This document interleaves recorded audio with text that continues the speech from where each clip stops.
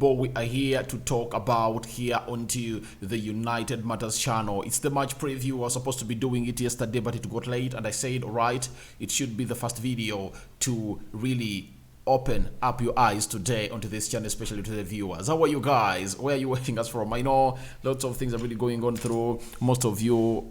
There is a portion of people who want Greenwood to return to Manchester United. There is a portion of people who feel like he shouldn't ever play in the shirt of Manchester United. So it's hard. It's making a lot of noise all over social media because it's now in the public court, having been acquitted of his charges that were alleged to him by the girlfriend. Now Greenwood is the talking point, and I think we deserve to be doing a live video to discuss about that because it's really a long story. But smash the like button, comment and share. We are talking United versus Crystal Palace. Now, when you look at Manchester United, we've gone ahead to play Crystal Palace very many times, but for the times I really remember, Crystal Palace beat us in the season of 2020-2021 at Old Trafford. Remember that game ended 3-1. And Danny Van Beek scored on his debut. Remember that very well.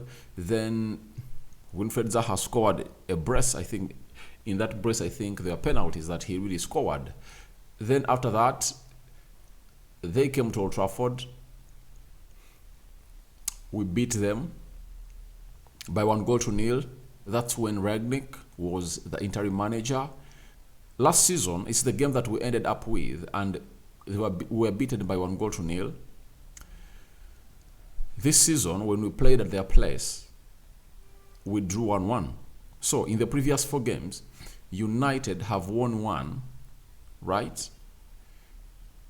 Drawn 1 and lost 2. So it shows you the position we've been in. But all that is really going to be changed around a lot because of the new manager, the new players that we're having.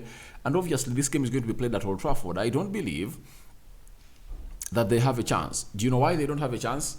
I've read an article coming in from Sportsmall showing me the injuries of Crystal Palace.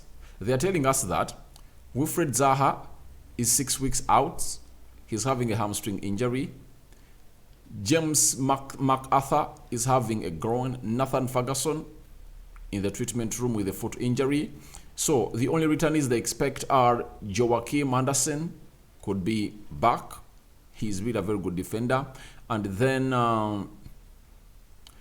Chris Richards and Marco Gueuchi are really able to play. Now, they brought in 2 new signings.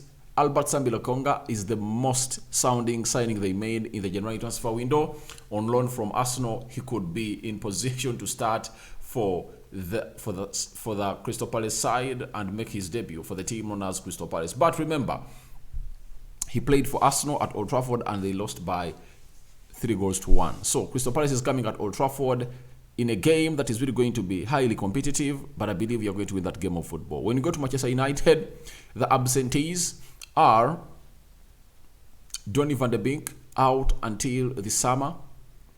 Eriksen until the first week of May. That's when he's going to return, meaning that he's out for February, March, and April. Don't expect him to be back.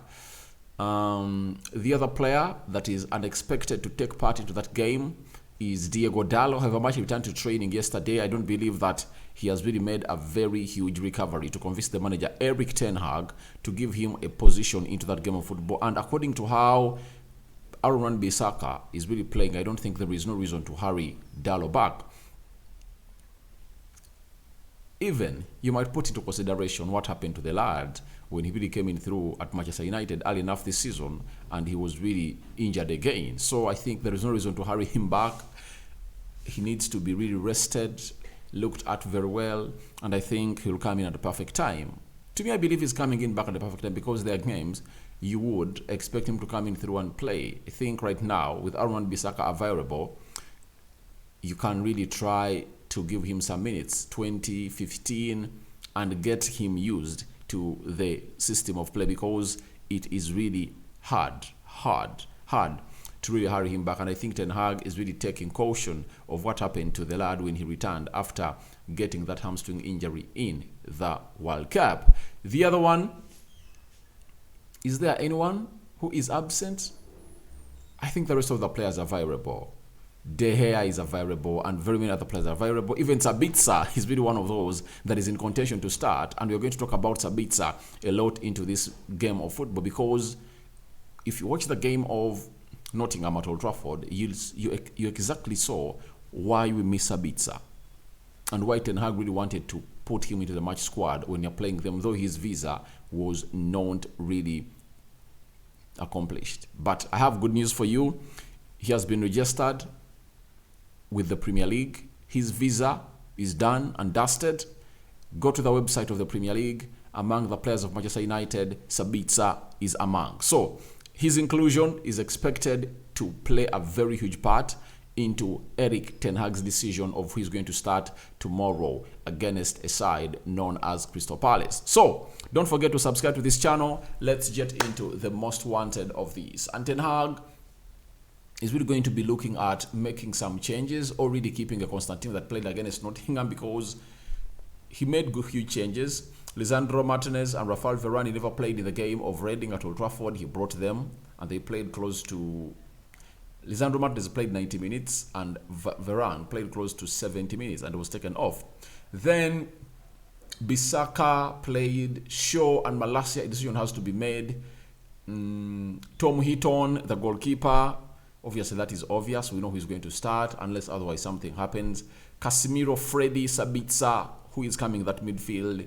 Sancho is back. Anthony, Rashford, Martial is back. Then there's going to be a very huge decision between Weghorst and Anton Martial, Rashford and Alejandro Garnacho. So let's get into this, because you guys love to see this a lot and you ask for it on several occasions. So let's get into this United predicted 11 by Rock and David and the team of United Matters channel. The system is going to be a 4-2-3-1. I believe it's going to be a double pivot, 3 midfielders or 3 attack midfielders, 1 striker and 4 defenders. So let's get this started. As you guys smash the like button to close to 300 likes. Let's go to the goalkeeper. David De Gea was in against Reading. Then David De Gea was rested in the game of Nottingham over the weekend. Now, he never played, and I believe he's coming back to take over his position because he's the first choice goalkeeper of Manchester United, and I believe in such a game you need him because he's the guy who is responsible for everything that we are keeping clean sheets with that back foul of Manchester United. So I think no reason of not really starting him. Right back, I believe that it's going to be Aaron Wan-Bissaka. I mean, this is the return of Diogo Dalot.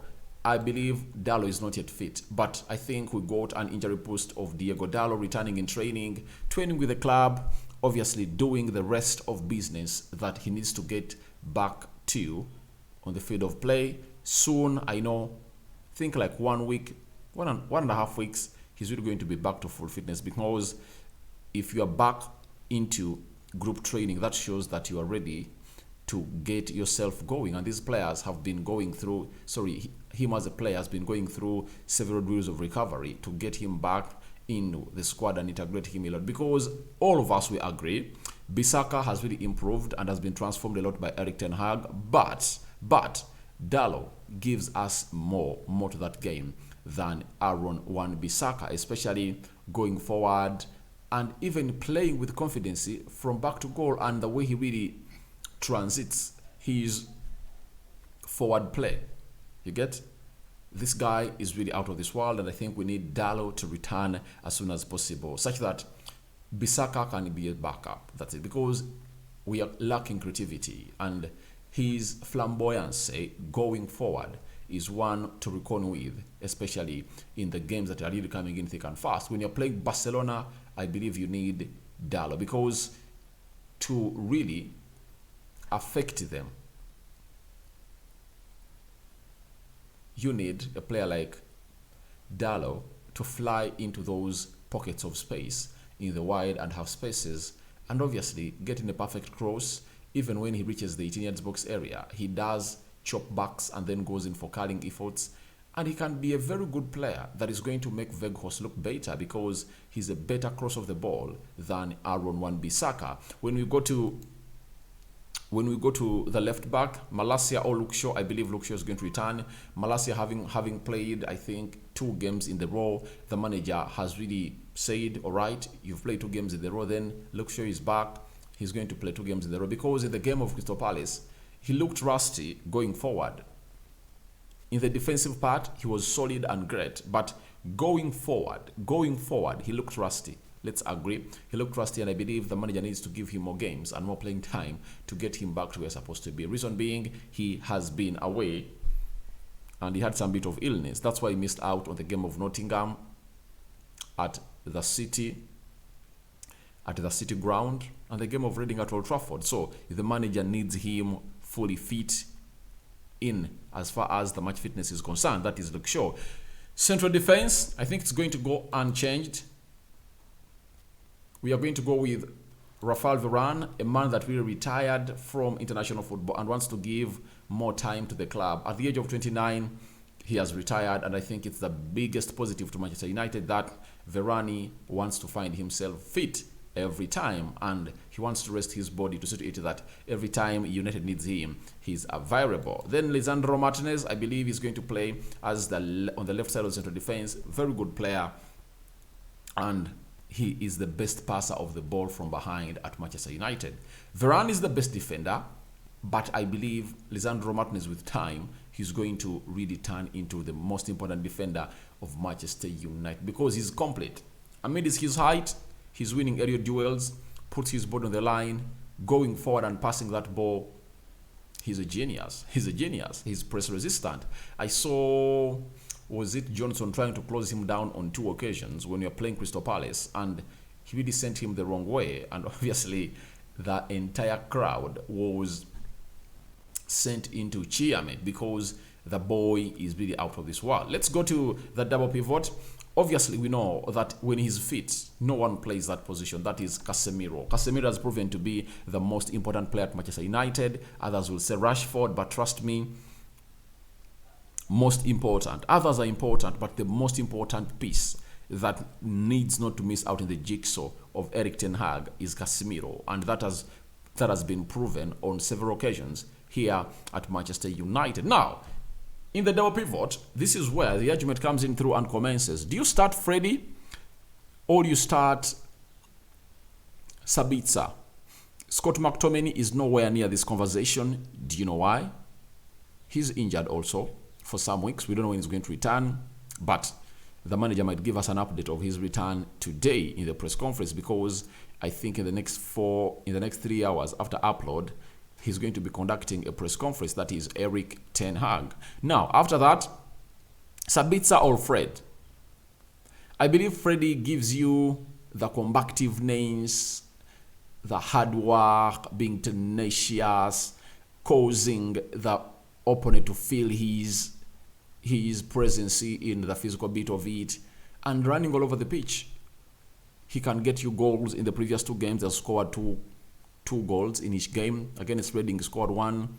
Against Nottingham, he scored the 2nd. So it shows you that he's having some good aspects of him. And for all of the seasons Fred has been at Manchester United, he has gone ahead to score, I think, 4 goals. And this time round, in this season, he has gone ahead to score all those goals at once in this season, meaning that he's going to go ahead and really even score more. I remember scored against Spurs. He scored against Reading, Crystal Palace, and there is another team he scored against, that is Fred Rodriguez. So it shows you how good he is. But what does the manager need in a game of Crystal Palace? Do you need Freddie, a person who runs around the pitch like a headless chicken and obviously puts in an effort, or you need someone to pass that ball and really do something that is going to help you in the final third? Because Freddie really looked lost of notes in the final third. That's it. Every match he scored a goal, but finding that killer pass that Eriksen gives you, he never really had it. That killer instinct in the final third, Freddie doesn't have it. This is where I decide that this man should come in through. That is shirt number 15, Marcel Sabitzer. You need him in this game. You need him in this game because Crystal Palace is not an easy nut to crack. That's it. It's not an easy one to crack. So I believe you need Sabitzer in this game of football to get into those final third areas, to get that final pass.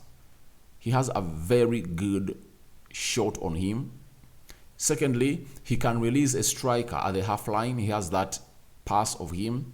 If you remember the goal they scored as fast when you're playing with Leipzig, he has that ball that curls behind the back four that every defender really hates, because every defender hates running to his goal when the ball is in front of him, because you'll never know where the striker is positioned. That's it. So he has a lot to contribute. Set piece specialist.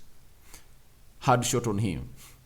He's such a darling when it comes to hitting those dead balls outside the 18-yard box area. And I believe when you bring corners, he's going to be standing a lot at the D. If at all you don't know the D, it's that arc at the 18-yard box area. So if he stands in the D and a ball really finds itself in those areas being headed out, Sabitzer will give you everything that you deserve. And secondly, he gives you everything that Freddie gives you in physicality, winning tackles, and everything. Because when you look at his stats, he has better stats than Eriksson in the Premier League.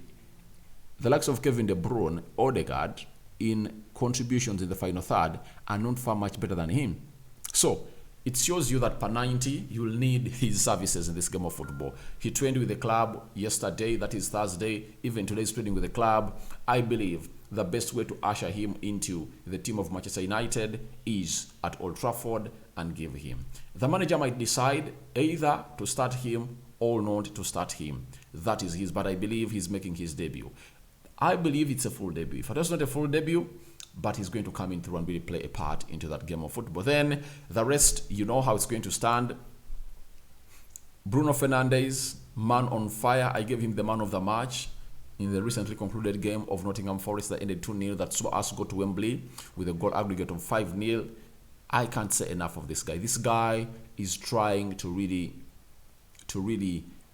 change into a player that I'm really wanting to see. He has goals with him, assists. His stats are really out of this world, but I believe he needs to improve more onto his passing and giving us the dictation of the game.